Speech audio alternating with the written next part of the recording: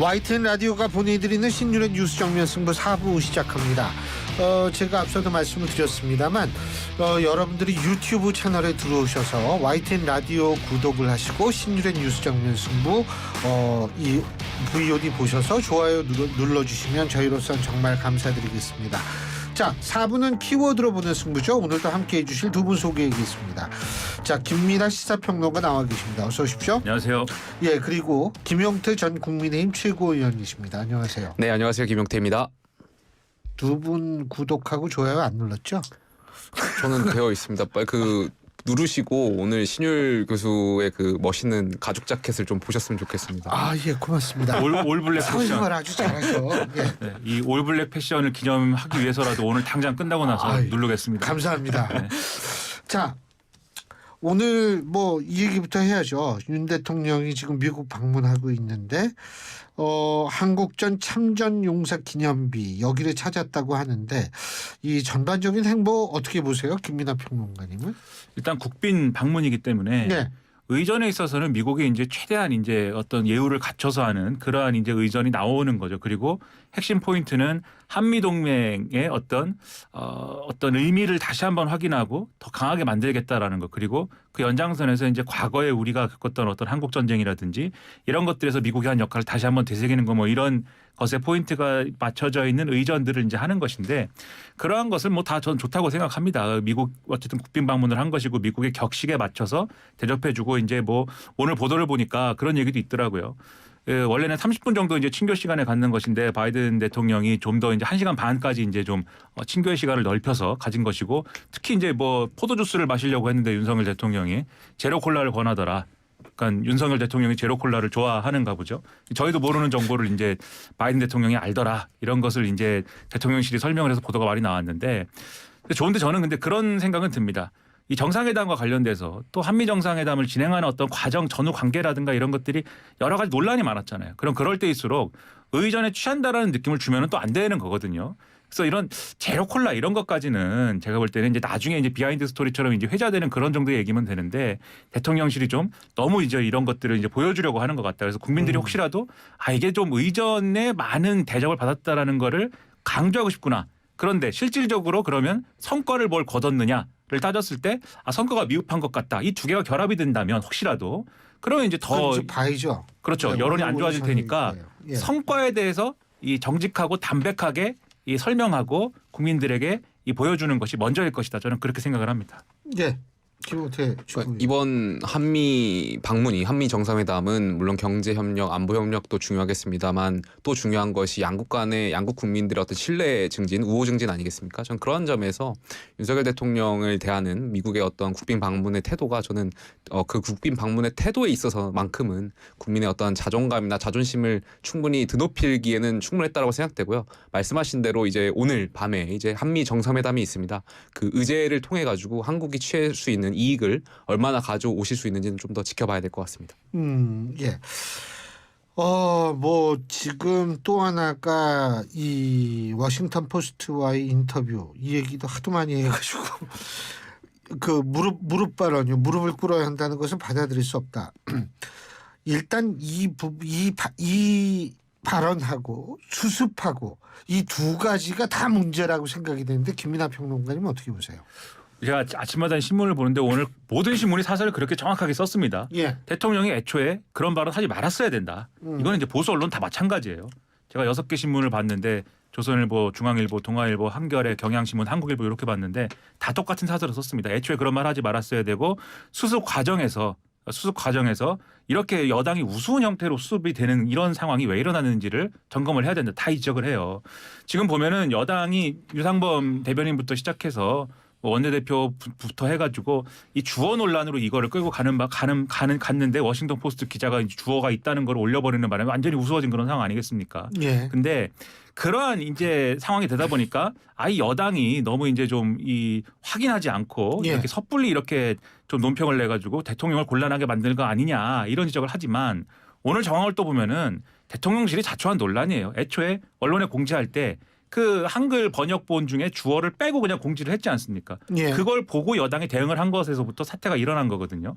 그 왜 그랬을까? 그리고 더 나아가서는 대통령이 그러한 발언을 했을 때 이게 아무래도 이제 인터뷰라는 거는 이 인터뷰 할 때만큼은 라이브로 막 진행이 되는 거니까 대통령으로서는 어떤 부적절한 얘기 할 수도 있거든요. 그러면 참모들이 배석을 하고 이런 과정에서 그걸 좀 수정한다든지 고친다든지 대통령에게 직언을 해서 이 부분은 좀 다른 표현으로 바꿀 수 있도록 얘기를 하자든지 이런 것들이 작동을 해야 되는데 이게 보도가 그대로 나갈 때까지 그냥 방치한 거죠. 그리고 방치하는 걸 넘어서서 사후 수습의 과정에 있어서 이 주어를 좀 빼고 그냥 그러면 공지하자.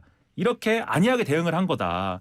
그렇게 해서는 오히려 이제 이 하루 만에 다 들통나는 얘기가 되는 거고 오히려 이제 역으로 더 곤란한 상황에 빠질 수밖에 없는 그런 장면을 연출한 것이기 때문에 저는 지금 여당이 상당히 욕을 먹고 있지만 대통령실이 대단히 큰 문제다라고 생각을 합니다. 지금 지적해 주셨듯이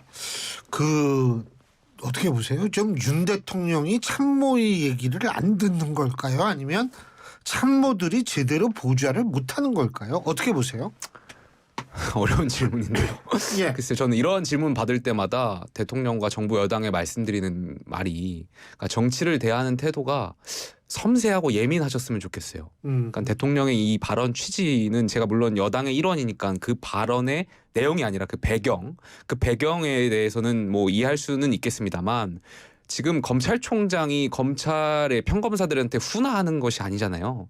대통령이라는 자리는 국민을 섬기는 자리고 국민을 대내외적으로 대표하는 자리인데 이 발언이 결과적으로 어떠한 해석을 일으킬지에 대해서는 말씀하시기 전에 한 번 더 생각하셔야 되고 그리고 또 이 발언이 국내외적으로 과연 국민을 대표할 수 있는 발언인가에 대해서도 국민 어떤 정서라든지 국민의 공감대와는 좀 간극이 있는 표현이 아닌가에 대해서도 한번 좀 섬세하고 예민하게 다시 한번 이렇게 좀 정치를 대하셨으면 좋겠습니다. 저는 대통령님이 예. 이제 말씀이 많은 것은 그것은 이제 대통령을 넘어서서 이제 개인의 어떤 캐릭터이기 때문에 말씀이 많을 수 있다고 생각을 하는데 중요한 거는 그만큼 귀를 열어야 됩니다. 대통령은. 제가 이 말씀을 왜 드리냐면 지금도 이제 뭐 보도가 나오는 걸 보면은 제가 볼 때는 이게 어떤 미담에 해당하지는 않는데 왜 이렇게 보도를 할까 싶은 몇 개의 보도들을 제가 봤어요. 그게 예. 이제 예를 들면은 이 통역을 할 거 아닙니까? 중간에서 예. 외신 인터뷰나 이런 거 할 때 통역을 할 때 통역사가 이 번역을 해가지고 이제 전달을 하면 대통령이 그런 얘기도 했다라는 보도가 있었어요. 이게 내 정확한 의사를 대변하기 위한 단어는 그 단어가 아니다.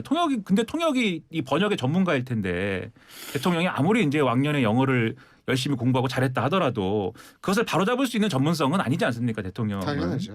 그러니까 이제 그런 태도는 어디서 오는 만약에 사실이라면 보도가 정말 오보가 아니고 사실이라면 그런 태도란 뭘까? 그리고 또 하나 본 게 2차 전지 관련된 어떤 뭐랄까요 보고나 이런 것들을 참모들이 하려고 했는데 대통령이 오히려 내가 2차 전지 열심히 공부해서 정리한 게 있다라면서 자료를 나눠주더라.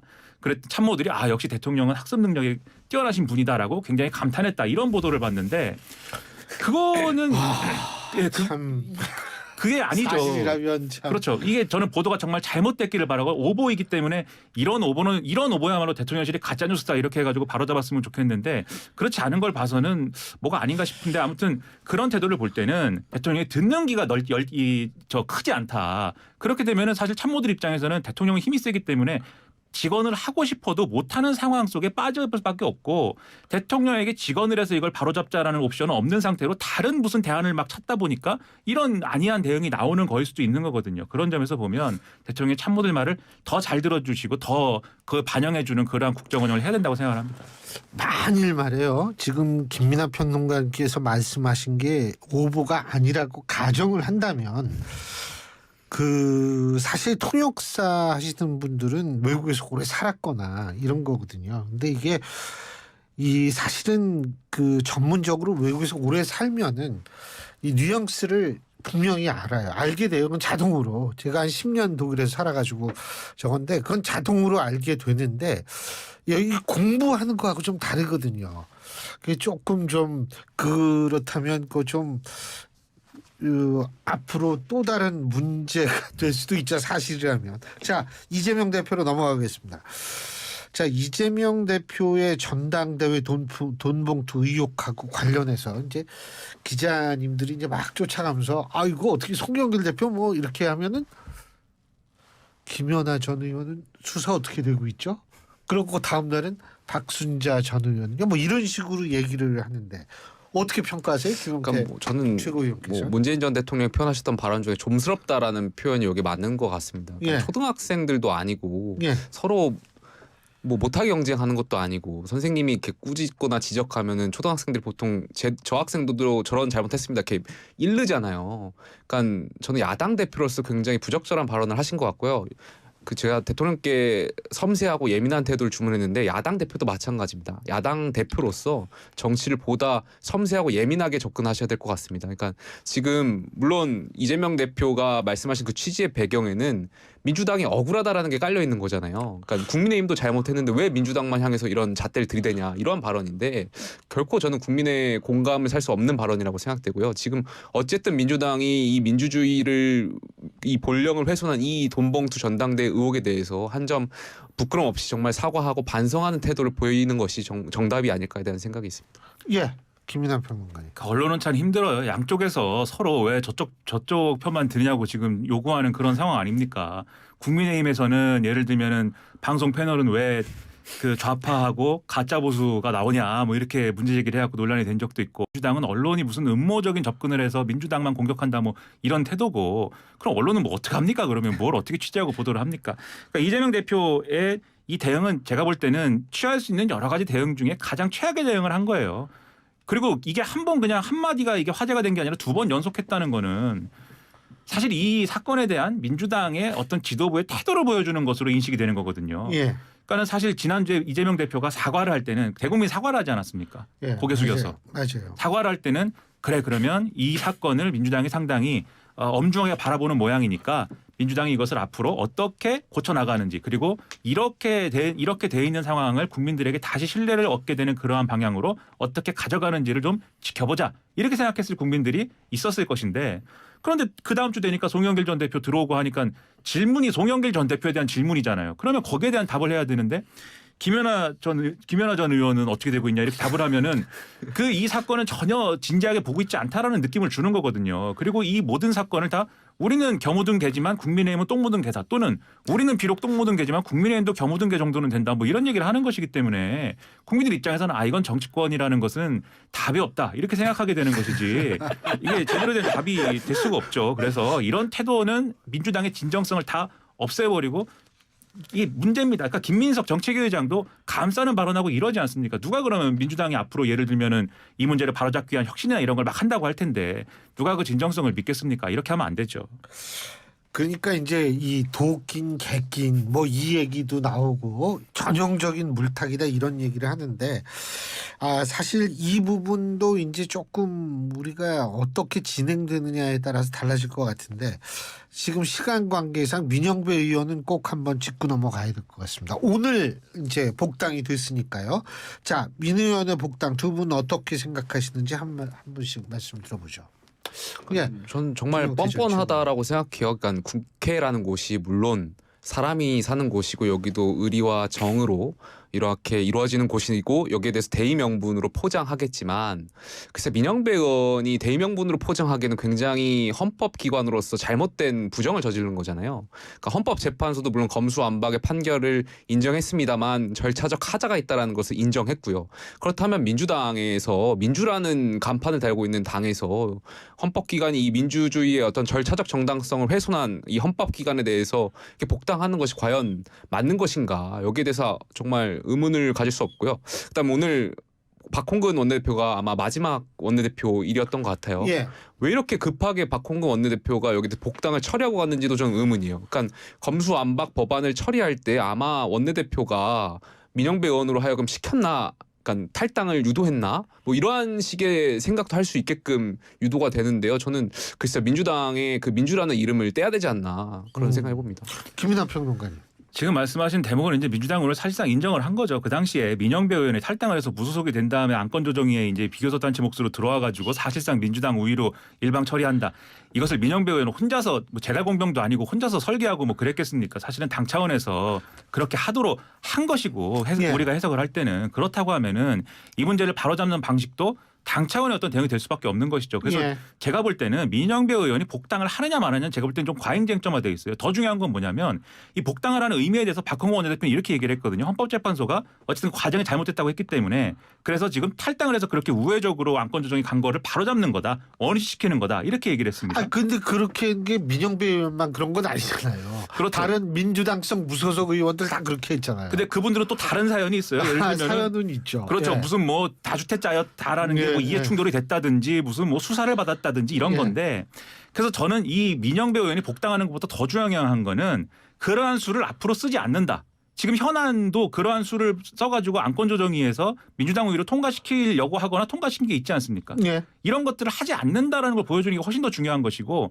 민영배 의원은 그런 식으로 탈당시켜가지고 우회적으로 꼼수를 쓴 거에 대해서는 정치적으로 평가를 받고 그건 책임져야 되는 문제인 것이죠. 예. 그래서 이거를 제가 볼 때는 복당을 시키면 시키는 대로 안 시키면 안 시키는 대로 그거는 웃긴 거예요 사실. 그래서 민주당이 앞으로 어떻게 하느냐를 보여줘야 될 필요가 있는데 지금 그래서 박홍근 원내대표가 이렇게 설명한 것 자체는 저는 그렇게 설명할 수 있다고 봅니다. 다만 의심 사는 거는 지금 이제 민영배 의원이 자기가 복당하고 싶어서 제기한 거면은 공천에 불이익이 있었을 텐데 당에서 요청해가지고 복당하세요라고 해서 복당을 한 것이기 때문에 공천에 불이익이 없다는 거 아니에요. 맞아요. 이런 문제부터 앞으로 민주당이 어떻게 하겠다는 건지 여러 가지 지금 민주당의 새로운 모습을 보여주기 위해서 공천, 앞으로의 현안 대응, 국회에서의 전술 전략 이런 것들을 어떤 원칙으로 가져가겠다는 건지에 대해서 말을 하지 않으면 국민들이 다 저것은 당의 지시에 의해서 뭔가 결단한 의원을 결국은 구제해 주는 거다 이상의 맥락을 보지 않을 겁니다. 그 점을 명심을 해야 된다고 생각합니다.